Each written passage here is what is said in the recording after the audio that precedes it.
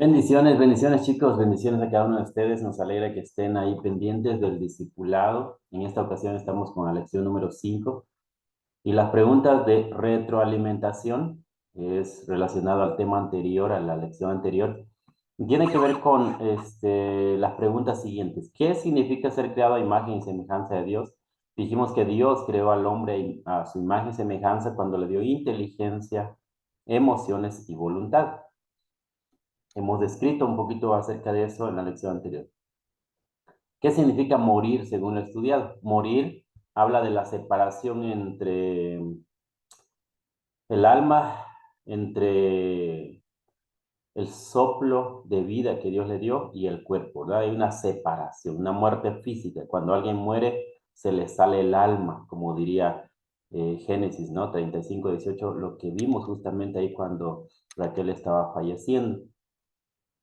Tenemos también que morir significa no solamente separados el alma del cuerpo, sino también tiene que ver con muerte espiritual, una desconexión entre Dios y el hombre. El hombre obviamente está vivo, pero está totalmente separado de Dios. Muerte espiritual, no tiene ningún contacto con Dios, él está muerto en sus delitos y pecados, es enemigo de Dios, está separado de Dios, ¿verdad? Y lo tercero tiene que ver con muerte eterna.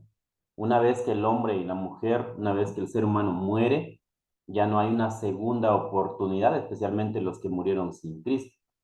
La Biblia dice en Hebreos 9:27, y está establecido para el hombre que muera una sola vez y después de eso el juicio, ¿verdad? Así que muerte física, espiritual y eterna. ¿Qué promesa hizo Dios a Adán y a Eva después de que pecaron? Bueno, Génesis 3:15 habla del libertador, que alguien vendría a derrotar a Satanás, lo aplastaría la cabeza, ¿verdad? Le daría un golpe fatal en la cabeza. Y ese texto habla de Jesucristo. Jesucristo vendría a morir y resucitar al tercer día para dar y quitarle el poder a Satanás, al pecado y a la muerte, ¿verdad? Eso sería algo extraordinario y ha sucedido, ya sucedió. Sucedió cuando Jesucristo vino a la tierra, se hizo hombre, él estuvo haciendo ministerio, luego murió, pero resucitó al tercer día. Todas las personas que creen en Jesucristo como Salvador personal, Satanás, el pecado y la muerte ya no tienen más autoridad sobre ellos. Así que es una seguridad que tenemos en Jesucristo. Y espero que lo hayas recibido, que puedas creer en Él. Si has creído, excelente. Si no, toma una decisión. ¿Por qué Dios prometió enviarles un libertador? Dijimos que porque quedaron, al momento de desobedecer, quedaron bajo el dominio de Satanás, del pecado y de la muerte. Entonces necesitaban a alguien que podía liberarlos de ahí y es solamente Jesucristo quien podía hacer.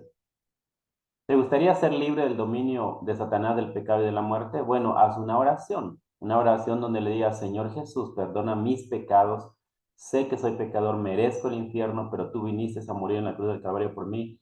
Quiero amarte, honrarte, obedecerte, quiero creer en ti y quiero hacer tu voluntad. Cuando hagas esa oración con fe, con pasión, con entrega, algo sucederá en tu vida y será una bendición escuchar tu testimonio. ¿Cuándo tomarás tu decisión de creer en el libertador prometido? Espero que lo hayas hecho y si no, hazlo ahora. Puedes pausar el video sin ningún problema o puedes hacerlo en algún otro momento que sea muy, muy pronto, ¿verdad? Número 5. La lección número 5 es la gracia de Dios. Introducción. El hombre quedó bajo el dominio de Satanás, de la muerte y del pecado al momento de desobedecer a Dios. Eso lo sabemos. Los 10 mandamientos muestran cuán pecador es el ser humano y lo vamos a ver el día de hoy. Pero la gracia de Dios fue demostrada en Adán y Eva. ¿Cómo fue mostrado en Adán y Eva? ¿Cómo es que ellos recibieron la gracia? Dijimos que, ¿qué merecían ellos al momento de pecar? Merecían la muerte física, merecían la muerte espiritual, la muerte eterna. Alguno de ellos se puso en acción y otros no. Pero ¿por qué razón? Bueno, porque la gracia de Dios se derramó en sus vidas. ¿Qué significa gracia? Es regalo no merecido.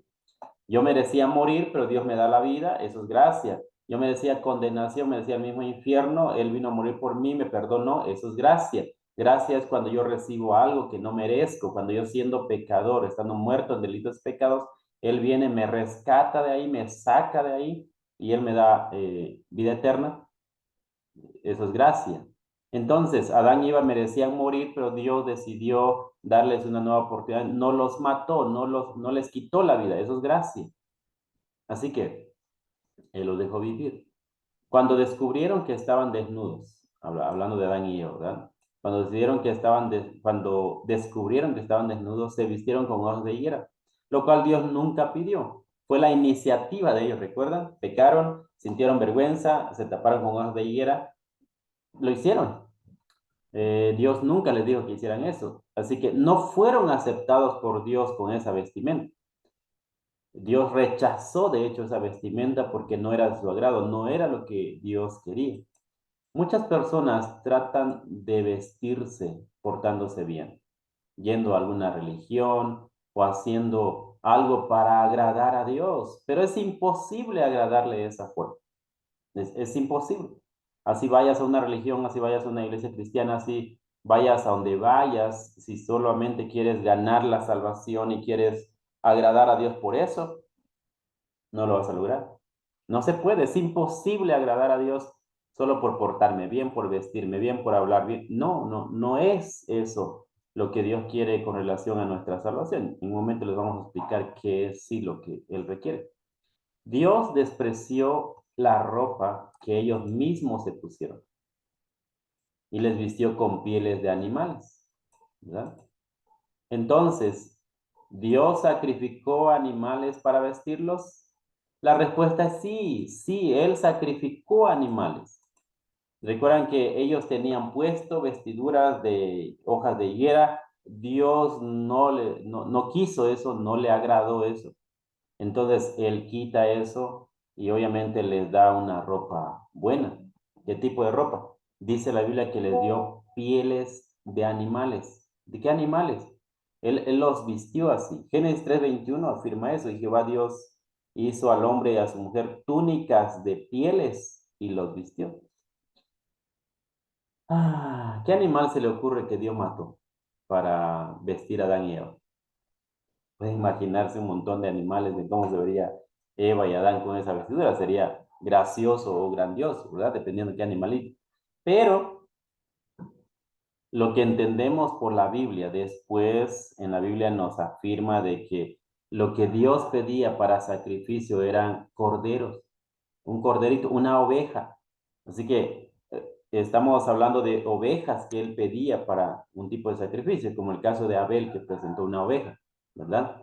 Entonces lo que afirmamos es que Dios mató una ovejita, un cordero ahí en el jardín del Edén para vestir a Adán y para vestir a Eva, un corderito sin duda para Adán, corderito para Eva, para vestirlos de una forma especial, obviamente no completa, sin duda tapando las partes íntimas de ellos.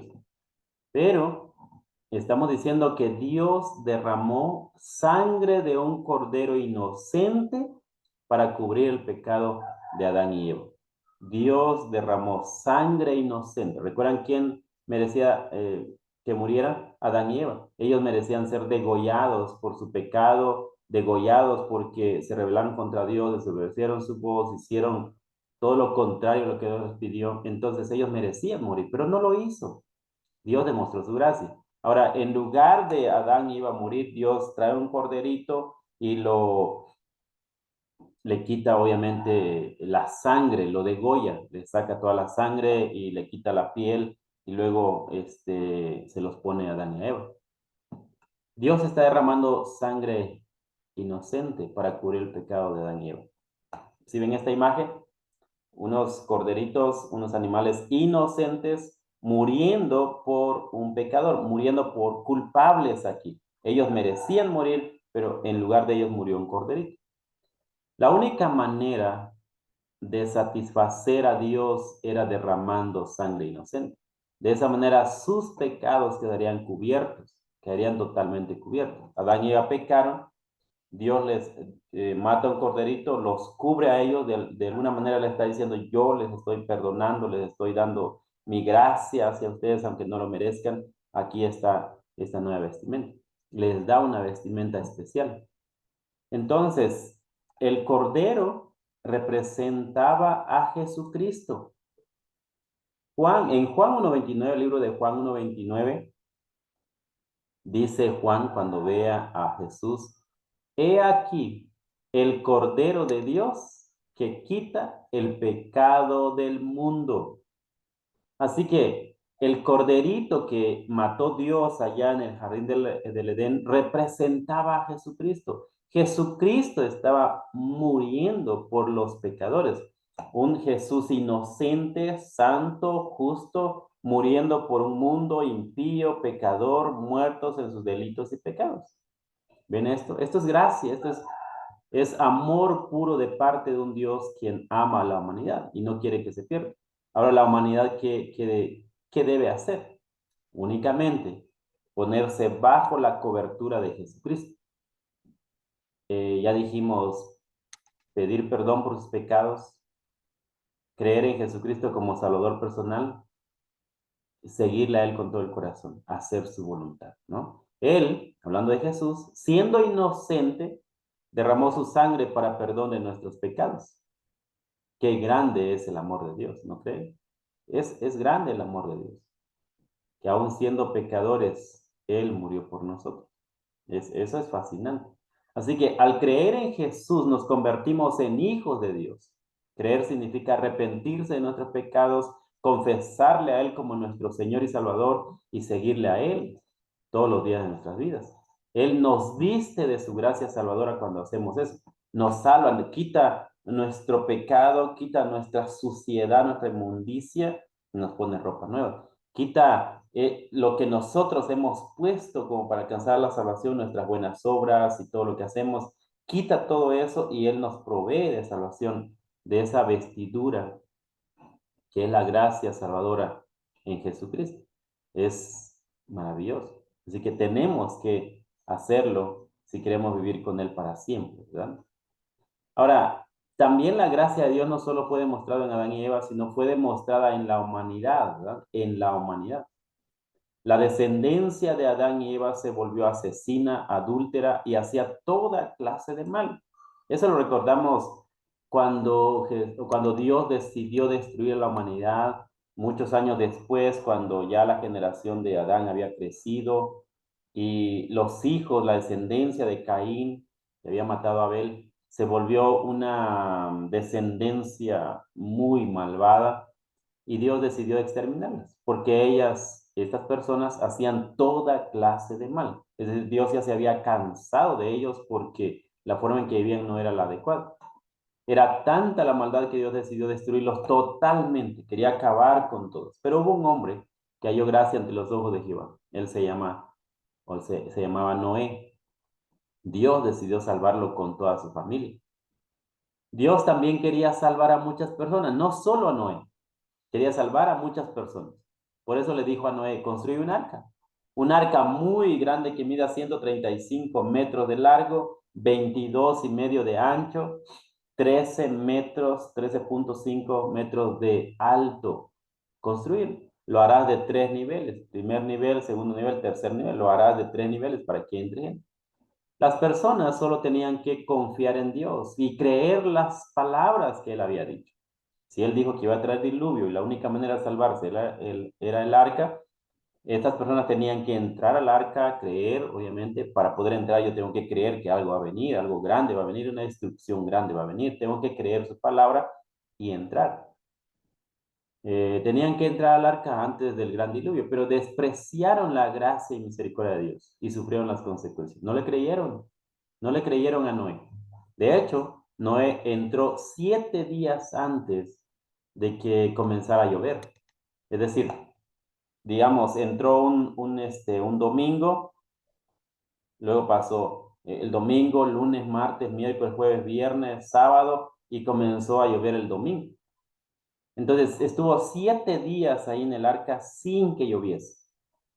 ¿Cómo creen que estaban las personas afuera?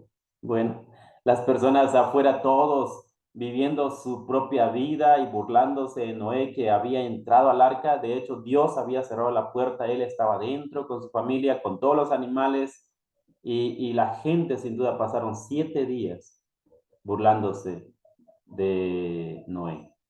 Pero llegó el momento de la verdad. Cuando comienza a llover y no fue lluvia tranquila, no fue lluvia, no fue agua simplemente poca, fue demasiada agua. Todo el agua que Dios había acumulado y había dejado en el segundo día, recuerdan, la expansión aquí, deja agua, poca agua en la tierra y deja mucha agua sostenida en el cielo. Toda esa agua se vino y comenzó a llenar la tierra totalmente. Fue una inundación total. Subió todavía unos metros más del último cerro que había, subió, es decir, tapó todo el cerro, todos los cerros, toda la tierra misma. Y ahí murieron todos. Toda esa generación murió ahogada. Dios es santo. Él no va a tolerar el pecado de la humanidad. Dios es justo, Él no va a tolerar el pecado de la humanidad. Él tiene que castigar porque Él es santo y justo, tiene que castigar el pecado, pero antes de castigarlos, lo que hace es darles a la generación, a las personas, una oportunidad de salvarse, una oportunidad de salvarse. Noé estuvo construyendo el arca alrededor de 100 años, 120 años, se habla. Todo ese tiempo la gente sin duda estuvo preguntando a Noé, ¿qué haces? Noé le dijo, Dios me ha dicho que va a venir un diluvio y que todos van a ser destruidos y que la única manera de salvarse es creerle a él y entrar al arca, pero no le creyeron. Y porque no le creyeron, sufrieron las consecuencias terribles. Así que él, hablando de Dios, da muerte al pecador, pero siempre le da una oportunidad de salvarse. Así que la generación de Noé no tendrá excusa, no tendrá excusa delante de Dios. No va a decir, Dios, tú eres un Dios injusto, nos quitaste las vidas sin advertirnos. Ellos sabían perfectamente lo que iba a venir, pero voluntariamente decidieron rebelarse contra Dios al no creer su palabra y al no entrar al arca. Así que mucha gente está también como esas personas, ¿verdad? Pero también la gracia de Dios es demostrada en mí, ¿verdad? En mi vida, demostrada eh, en mi vida personalmente. Es interesante notar eso. Yo quiero que, dice aquí, ¿somos tan malos como algunos dicen? Bueno, hagamos una evaluación personal según Éxodo 20:10. ¿Quieren hacer esa evaluación? Según Éxodo 20:10 tenemos una pequeña evaluación que vamos a hacer aquí. Así que yo le pediría que pueda hacerlo y que pueda tomar conciencia de esto, que es importante, ¿verdad? Que es muy importante. Así que en el inciso D sería demostrada en nosotros, ¿verdad? En nosotros. En otras palabras, en mí, como dijimos, ¿verdad? Y la evaluación consiste en esto. Vamos a leer una evaluación personal basado en la evaluación, basada en Éxodo 20. Dios deseaba la obediencia del pueblo de Israel, por ello, es por ello que le dio los 10 mandamientos. También desea que nosotros seamos obedientes y nos evalúa a la luz de esos mandamientos. Recordemos que Israel recibió de Dios los 10 mandamientos. Y no solo los 10, muchos mandamientos más de cómo podían y debían comportarse. Él también, Dios, desea que nosotros nos evaluemos a la luz de los 10 mandamientos, que nosotros podamos analizar cómo están nuestras vidas. A continuación se presenta una evaluación de nuestras vidas a la luz de los 10 mandamientos. Yo quiero que sea muy honesto y quiero que seamos muy honestos en esta evaluación, que podamos responder con un sí o con un no a cada pregunta. Y estamos, dijimos, evaluando a la luz de los 10 mandamientos, lo que está en Éxodo 20, ¿verdad? No matarás, no mentirás, no cometerás adulterio, en fin, todos estos mandamientos que están aquí lo vamos a evaluar de una forma práctica. Ustedes quieren ir a la Biblia, obviamente, y buscar Éxodo 20 y analizarlas una a una, está excelente y esperaría que lo hicieran, ¿verdad? Que es importante. Pero la primera pregunta dice, ¿has tenido dioses ajenos en tu vida? Un dios es un ídolo físico, ya sea de madera, de yeso, de trapo, de lo que sea, o una pintura, eh, o cualquier cosa que esté llenando la mente y el corazón, que esté llenando la mente y el corazón. ¿Qué decimos con esto? Por ejemplo, el trabajo puede ser un Dios. Pasamos tanto tiempo en el trabajo, el dinero puede ser un Dios. Pasamos tanto tiempo afanados por ganar dinero. Otros puede ser la familia, otros puede ser alguna otra cosa que sea su Dios, que su mente, su corazón esté lleno de eso. Y por ahí, en una esquinita, puede estar Dios, ¿verdad? Así que un ídolo puede ser cualquier cosa que esté llenando tu mente y tu corazón. Es lo que podemos analizar aquí. Así que, ¿has tenido dioses ajenos en tu vida? ¿Cuál sería la respuesta? ¿Sí o no? Y no dudo que sea un sí, ¿verdad? Yo he tenido dioses en mi vida. Yo sé que hay cosas que han ocupado más mi mente y mi corazón y a Dios muchas veces lo he dejado por un lado.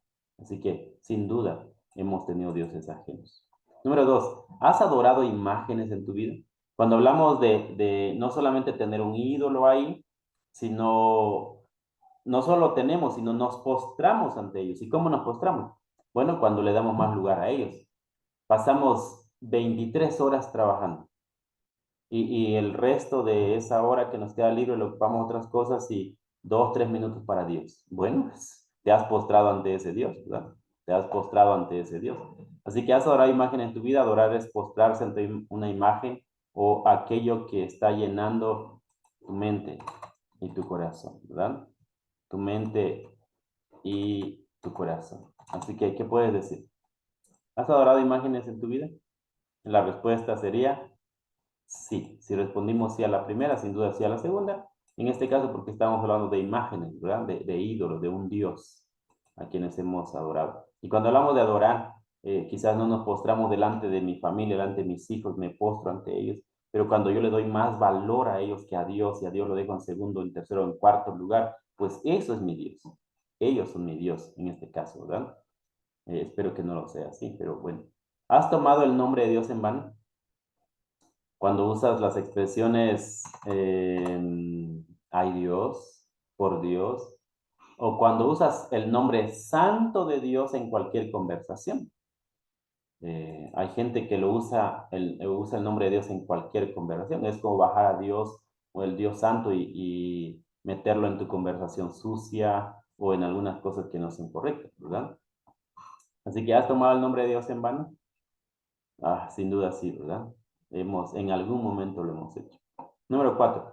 ¿Has fallado en guardar un día entero para adorar a Dios? Los judíos debían guardar el sábado debían guardar el sábado.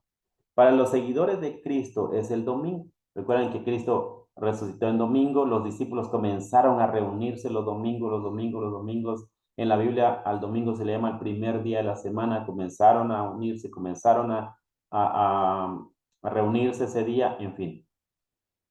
Si hemos faltado más de un día, domingo, a la iglesia, o no estamos guardando un día separado para Dios, hemos pecado contra Dios. Hemos pecado contra Él y obviamente eso no es nada correcto, no es nada bueno, no es nada agradable, ¿verdad? Así que es importante notar eso. Entonces, ¿has fallado en guardar un día entero para adorar a Dios? Sin duda sí, ¿verdad? Hemos fallado. Y el domingo, recuerden que es apartarlo. Dios dijo que deberíamos trabajar 6 días, debemos guardar un día para adorarle a Él, para estar con la familia. Debe ser un día donde sanemos nuestra relación familiar, espiritual sobre todo, y estemos con la familia, estemos con nuestros hijos, estemos con nuestros padres. Es importante, ¿verdad? Es muy, muy importante. Número 5. ¿Has deshonrado alguna vez a tus padres? ¿Has desobedecido alguna vez a tus padres? Creo que sí lo hemos hecho, ¿verdad? Lo hemos hecho desde pequeños, desde que tenemos conciencia, hemos deshonrado a nuestros padres. Alguna vez nos rebelamos contra ellos, no queremos obedecerle, no queremos hacer las cosas bien, entonces los hemos desobedecido. Y es importante que podamos tener este enfoque de agradar a Dios, agradar a nuestros padres, que eso es importante. Así que, ¿has deshonrado alguna vez a tus padres? Yo creo que sí. Y nuestra respuesta ahí sería sí, ¿verdad? Número 6, ¿has matado a alguien alguna vez? Dios me libre, dirán algunos, ¿verdad? Tomando el nombre de Dios en vano. Pero, ¿en realidad has matado a alguien alguna vez?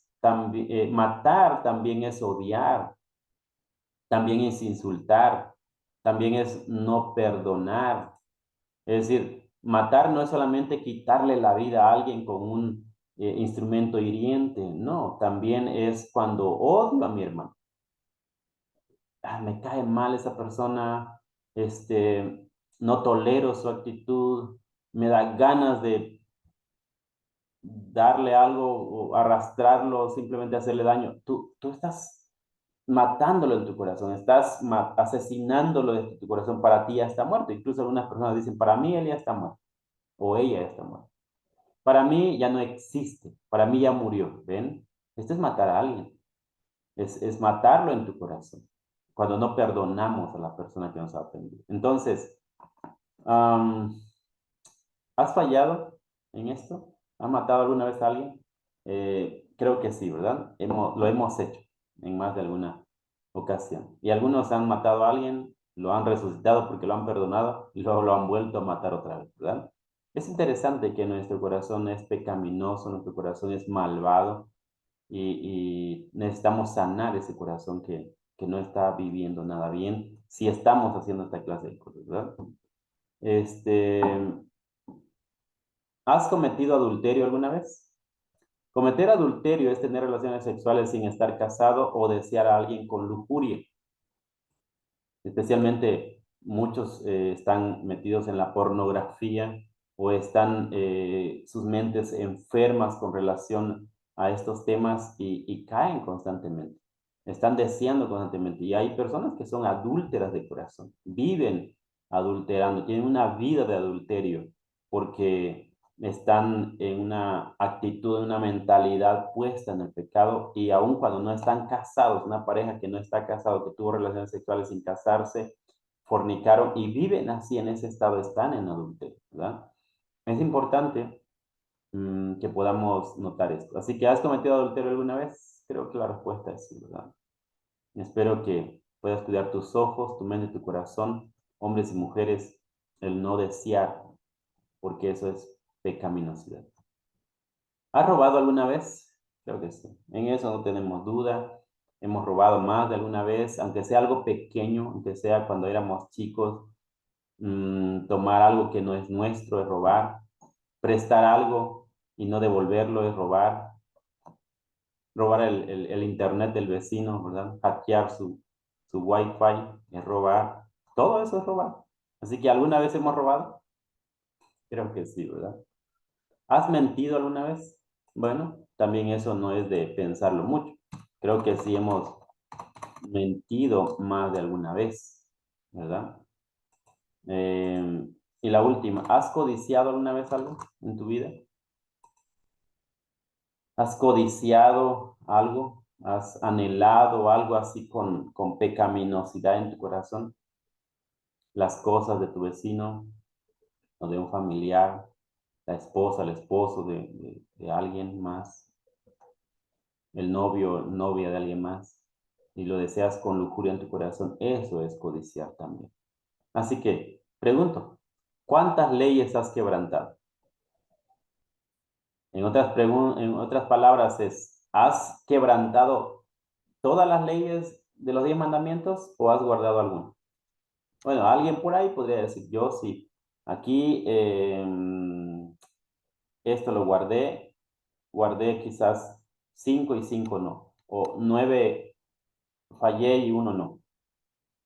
Pues déjame decir, aunque hayas fallado uno, eres culpable de los 9. Si los 10 mandamientos son un conjunto unido y yo fallo uno, con uno que falle, me hago acreedor de violar los 9 restantes. Así que, ¿cuántas leyes has quebrantado? Todas, todas. Si Dios te juzgara por los 10 mandamientos, te pregunto, ¿serías inocente o culpable? Si Dios te juzgara por los 10 mandamientos, ¿serías inocente o serías culpable? Bueno, si nosotros hemos violado los mandamientos de Dios, si hemos quebrantado sus leyes, somos culpables. Voy manejando y me paso un alto, atropello a alguien o alguien más me choca o choco a alguien, es simplemente he quebrantado una regla y voy a tener sanciones fuertes en algún momento, ¿verdad? Entonces, si Dios te juzgara por los 10 mandamientos, ¿serías inocente o culpable? La respuesta es culpable. Somos culpables porque hemos quebrantado los mandamientos de Dios. Pero un culpable, ¿crees que merece ir al cielo o al infierno? Bueno, lo sabemos. La respuesta es que el culpable merece castigo. El culpable que atropelló a alguien merece ir a la cárcel, merece ir a la prisión, merece pagar una indemnización, merece ser castigado. Bueno, nosotros, si hemos ofendido a Dios, si hemos pecado contra Dios, iremos derechito a la cárcel de Dios. ¿Y cuál es la cárcel de Dios? El mismo infierno es la cárcel de Dios. Así que el pasaje de la Biblia en 1 Corintios 6, 9 y 10 dice, está en las notas, están en las pantallas, en la pantalla también. ¿No sabéis que los injustos, quiénes son los injustos? Bueno, los que quebrantan la ley de Dios, ¿verdad? No heredarán el reino de Dios. No erréis, y comienza a explicarlo. Ni los fornicarios, ya hablamos de fornicación, de adulterio, ni los idólatras, ya hablamos de los que adoran ídolos, ni los adúlteros, hablamos de ellos, ni los afeminados, eh, ni los que se echan con varones, ni los ladrones, ¿ven? Ni los avaros, ni los borrachos, ni los maldicientes, ni los estafadores heredarán el reino de Dios. ¿Ven esto? Así que ninguna persona podría salvarse, pues todas han pecado, son culpables y merecen el mismo infierno. Ahora, aquí viene una pregunta. ¿Te preocupa saber que irás al infierno si no has creído en Cristo? ¿Te preocupa? Bueno, algunos dirán, sí me preocupa. Pensar que voy a morir e irme al infierno, sí me preocupa. Bueno, qué bueno que te preocupa. Y está bien que te preocupes. Pero otros dirán, "Ay, no me importa". Y tienen cualquier comentario, cualquier excusa para no seguir a Jesús y lo que hacen es alejarse más de él y aunque dicen prefiero ir al infierno. Bueno, no saben que el infierno realmente es un lugar de tormento espantoso. Yo nunca he estado en el infierno y por la fe en Jesucristo no quiero estar ahí y no voy a estar ahí porque Jesucristo ha hecho algo por mí. Pero la Biblia cuenta de un hombre que estuvo ahí y está todavía ahí. Uno que al morir aquí, sus ojos físicos, él abrió sus ojos y dice que estaba en tormento, estaba sufriendo un tormento espantoso. Así que él pidió que fuera alguien, que resucitaran a alguien para que fuera a predicar a sus hermanos, porque tenía 5 hermanos y no quería que estuvieran ahí. Bueno, este, Abraham, el quien estaba platicando con él, le dijo, no, nadie va a ir. Ellos tienen a los profetas que los escuchen, a Moisés y a los profetas. En otras palabras, ellos tienen las escrituras, ellos tienen la Biblia, que reflexionen en la Biblia y que puedan creer en Jesucristo, puedan creer en el libertador. De esa manera serán salvos. Así que, personalmente, ¿te preocupa saber que irás al infierno si no has creído en Cristo? Si te preocupa, hay una solución. Todo tiene solución. Recuerda que Dios no condena a nadie sin darle una advertencia o sin ayudarle. Hay una solución. Romanos 5:8 dice, más Dios muestra su amor para con nosotros en que siendo aún pecadores, Cristo murió por nosotros. Él murió por nosotros. Nosotros estábamos muertos totalmente, pero Él quiso venir a sacarnos de ese lodo donde nos estábamos hundiendo, ese mar donde estábamos viendo. Él nos saca, nos libera, nos salva a través de su muerte. ¿Qué tenemos que hacer nosotros? Bueno, creer en Él. dijimos arrepentirnos de nuestros pecados, creer en Él con todo el corazón y seguirlo. Romanos 8:1 afirma, ahora pues ninguna condenación hay para los que están en Cristo Jesús, los que no andan conforme a la carne, sino conforme al Espíritu. ¿Ven esto? No hay condenación para los que están en Cristo. Ya no hay más temor a la muerte, ya no seremos lanzados al lago de fuego, ya no seremos culpables en el sentido de quebrantar las leyes. Sí lo quebrantamos, pero hay alguien que vino y pagó nuestra fianza y nos liberó, nos dio salvación. Ahora que Él nos ha salvado, que Él me ha salvado, ahora yo le sigo a Él, le sirvo a Él voluntariamente, amorosamente, porque Él me ha salvado. Pues no se merece menos. Si Él me salvó, tengo que obedecerle y servirle todos los días de mi vida. Ahora, ¿qué debes hacer? Romanos 10, 9 y 10 dice que si confesares con tu boca, que si confesares con tu boca, necesitas confesar que eres pecador, que mereces el infierno, pero también mereces y necesitas confesar a Jesús como tu Señor. Perdóname, Señor Jesús, sé que viniste a morir por mí en la cruz del Calvario. Quiero servirte, amarte, honrarte con todo el corazón. Quiero serte fiel. Cuando tú confiesas con tu boca que Jesús es el Señor y crees en tu corazón que Dios le levantó de los muertos, serás salvo. Porque con el corazón se cree para justicia, pero con la boca se confiesa para salvación. Necesitas tú confesar con tu boca, creer en Jesucristo y Él te salvará. Así que yo deseo que lo puedas hacer. Si quieres hacerlo, ahorita mismo pon pausa al video y dile al Señor, Señor, sé que soy pecador. Sé que merezco el mismo infierno porque he quebrantado tus mandamientos. Pero también creo que tú viniste a morir por mí en la cruz del Calvario y hoy creo que tú moriste por mí. Creo en el sacrificio tuyo. Deposito mi vida en ti, mi confianza en ti. Quiero que me perdones todos mis pecados y me limpies de toda maldad. Quiero ser tu hijo y quiero servirte hasta los últimos días de mi vida en esta tierra. En Cristo Jesús, amén. Amén. Puedes decirlo con todo tu corazón. Y cuando lo hagas, Él te salvará. Y queremos escuchar tu historia. Vamos a ir concluyendo. Solo el libertador podría cumplir los mandamientos. Un vistazo general hasta Cristo. Dios siempre eligió a personas para conservar la línea del libertador. Recuerdan Génesis 3:15, prometió un libertador y que vendría, que vendría, que vendría. Y, y eso es grandioso. Hombres como Abraham, Isaac, Jacob, entre otros. También escogió a hombres llamados profetas que anunciaran su venida. Por ejemplo, Isaías, un profeta. 700 años antes anunció que el libertador nacería de una virgen. Eso lo dice Isaías 7:14. Isaías 7:14 habla de justamente esa profecía. Y quiero leerlos para ustedes. Dice así. Por tanto, el Señor mismo os dará señal. He aquí la virgen concebirá y dará a luz un hijo y llamará su nombre Emmanuel. ¿Ven? El libertador fue prometido en Génesis 3:15, han pasado muchos años y ahora Isaías dice, va a nacer de una virgen. Los israelitas no sabían que de una virgen iba a nacer, pero aquí Isaías dice, ahora de una virgen va a nacer. ¿Cuándo lo dijo? 700 años antes de que Jesús naciera. Es una profecía.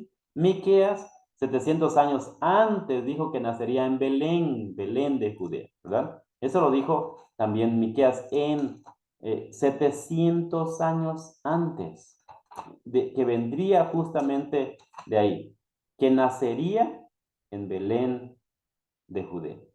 Ahí está, es una profecía.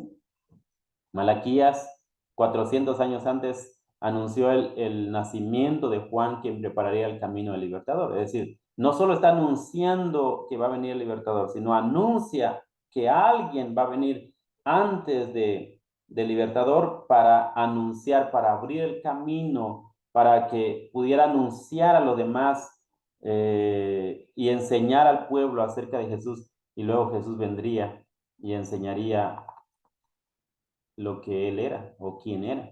Entonces, todo esto se da cumplimiento años después. Y aquí tenemos el nacimiento de Juan. ¿Recuerdan? 400 años antes fue anunciado y luego 400 años, obviamente después, nace Juan el Bautista. Esto está registrado en Lucas 1:57 al 66. Lucas 1:57 al 66. Y vean lo que dice aquí, por favor. Isaías 1:57 al 66.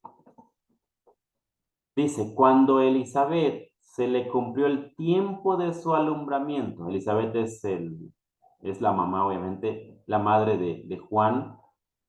Dio a luz un hijo. Y cuando oyeron los vecinos y los parientes que Dios había engrandecido para con ella su misericordia, se regocijaron con ella. Porque obviamente era estéril, no podía tener hijos y era grande de edad. Y ahora Dios le concedió un hijo. Aconteció que el octavo día vinieron para circuncidar al niño, era un ritual judío, y le llamaron con el nombre de su padre Zacarías. Pero respondiendo su madre dijo, no, él se llamará Juan, él se llamará Juan, ¿verdad? Le dijeron, ¿por qué? No hay nadie en tu parentela que se llame con ese nombre. Recuerdan que era tradicional poner nombre de los familiares, era muy común repetir los nombres del abuelo, del papá o quien sea. Pero ella dijo que no. Entonces preguntaron por señas a su padre. ¿Por qué por señas? Recuerdan que Zacarías había quedado mudo porque el ángel vino y le dijo que iba a tener un hijo y él no le creyó. Entonces desde ese momento él quedó mudo. Aquí cuando Juan nace, cuando Juan nace, le preguntan entonces a Zacarías. Y él como no podía hablar, pide una tablilla y escribe justamente ahí. Versículo 62. 63. Pidiendo una tablilla, escribió diciendo, Juan es su nombre. Y todos se maravillaron, porque la mamá había dicho que se llamaría Juan y también Zacarías está diciendo que se llamaría Juan. Al momento fue abierta su boca y suelta su lengua y habló bendiciendo a Dios. Y se llenaron de temor todos sus vecinos y en todas las montañas de Judea. Se divulgaron todas estas cosas. Y todos los que las oían las guardaban en sus corazones, diciendo, ¿quién pues será este niño? Y la mano del Señor estaba con él. Bueno, Dios había dicho que alguien vendría, que sería Juan, y ahora está naciendo de una manera milagrosa, ¿no? Y todo lo que está pasando a su alrededor es un milagro. Así que el profeta se llamaría Juan. Conclusión. Dios cumple sus promesas. Lo que Él dice, lo cumple. Dijo que vendría un libertador y vino, ¿verdad? Dijo que vendría a liberar al mundo del pecado, de Satanás y de la muerte, y lo hizo. Y eso lo vamos a seguir viendo, obviamente, después. Dios cumple sus promesas, es el único que puede rescatar al hombre de sus pecados. Preguntas. Esto recuerden que ustedes lo quedan rellenando, ¿verdad? Después. ¿Bajo el dominio de quiénes quedaron Adán y Eva al pecar? ¿Merecía Adán y Eva la gracia de Dios? ¿A quién representaba el Cordero inocente que murió por Adán y Eva? ¿Cuál era el propósito de Jesús al venir a la tierra? ¿Cuál es el destino de los que creen en Cristo? ¿Cuál es el destino de las personas que rechazan a Cristo? Y la última pregunta que debes considerarlo muy bien es, ¿qué decisión tomarás el día de hoy? ¿Creer o no creer? Yo te invito a que lo hagas. Y gracias por estar pendiente de este discipulado y vamos a orar por sus vidas. Señor, gracias por darnos el privilegio de estar aquí a esta hora. Gracias por tu palabra. Gracias por hablarnos de una manera clara, maravillosa. Queremos que tu palabra siempre nos convenza y que nosotros estemos preparados para vivir una vida que realmente te agrada. Y queremos seguir discipulando a otros para gloria tuya. En el nombre de Jesús. Amén. Amén. Bendiciones grandes, cuídense mucho y estamos en contacto.